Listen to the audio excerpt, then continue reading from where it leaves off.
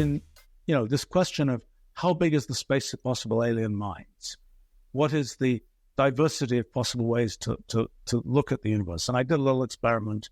It's a very, very, I would say, sort of very basic approach to that question, which is think about an AI and you're thinking about kind of a generative AI system, and the typical image generation AI system has been trained on billions of human-produced images.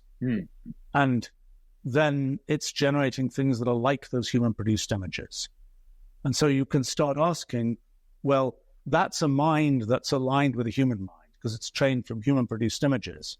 But you can take that mind and just start changing the weights and the neural network. And then you have something which is not quite like, it started from a human mind, but now it's sort of modified relative to that human mind. And you can start asking, well, what are the images that you produce in that case? There's even a simpler thing you can do. You can just say every image that is generatable. It's very tuna-centric. There's this kind of latent space. There's this kind of sort of numerically defined, coordinatized space of possible images, so to speak. And you can just say, well, there's a particular region of that space that corresponds to a picture of a cat. And as we change our coordinates in that space, we'll make other kinds of pictures. And so then the question is, there are some pockets of that space that correspond to human concepts. Cats, dogs, elephants, whatever, right? And the question would be, if you look at that whole space, what fraction of the space is covered by those human concepts? So, for example, one of the things that I made some pictures of is Cat Island, the thing which is near the concept of a cat. As you go further away, you see pictures that don't really look like cats anymore, and pretty soon they degrade into things that are not really recognizable by us humans as pictures of anything that we know about. So even in the simplest case, the region of, in a sense, Ruliad space, that there's a small, tiny slice of Ruliad space, but the region that corresponds to concepts that we are familiar with is about 1 part in 10 to the 600. So in other words, the stuff, the part of Ruliad space that we are familiar with, so even I in this very Can you hear simple slicing of Ruliad space is an absolutely my video is still infinitesimal recording. fact. What else is a connection issue? I was referring to it as interconcept. But I'm still space. Here. There is, dotted around the space are concepts that we humans have decided to invent so far in our sort of civilizational history. But in between those concepts, it's like interstellar space. There's things that we haven't explored yet, and those are huge compared to the ones that we have already explored. So in some sense, we are but by the way, I mean, what we can imagine is that over the course of time, we will gradually bring into our kind of domain of knowledge more and more things that are sort of out there in this space. So an example would be, go back 50 years, we're making these pictures.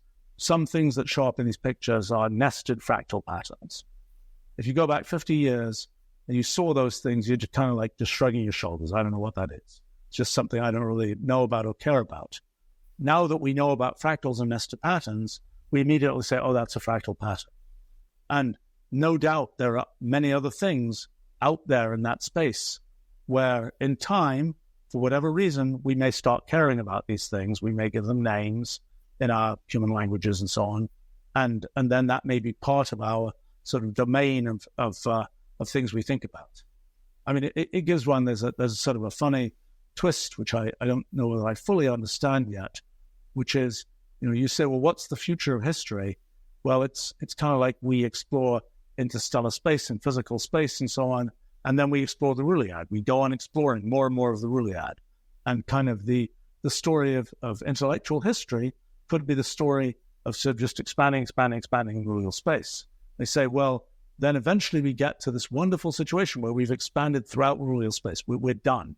We've discovered everything. The problem is, I think in that case, by the time we've expanded our mind to encompass everything, our mind is no longer coherent. We no longer coherently exist. That is, I think that the coherent existence requires sort of, in some sense, smallness. If you are everything, then you're not. There's no coherent you to the whole story. There has to be the fact that we have coherent minds that believe that we have definite experiences and things like that, I think is a consequence of the fact that our minds are not, they're limited, so to speak. If it wasn't for that, we wouldn't have this kind of coherent sense of being us, so to speak. And so I think it's kind of a be careful what you wish for situation, because yes, we just succeeded. We expanded throughout Ruliad space. Oops. The problem is now we don't coherently exist. I think that's I think that has all sorts of resonance with things people talk about in many kind of Eastern traditions and philosophy and so on, which I find it interesting how little I understand about those things, because in a sense that's a story of one's kind of limitation in Ruliad space, and that I've grown up in sort of a Western thought tradition, so to speak, and it's really difficult for me to understand. Even if there is some there, it's I with my way of thinking about things, it's like I try and approach it with my way of thinking about things, and it just doesn't quite fit. I mean, this particular point is perhaps a point of contact between these kinds of different sort of ways of thinking about things.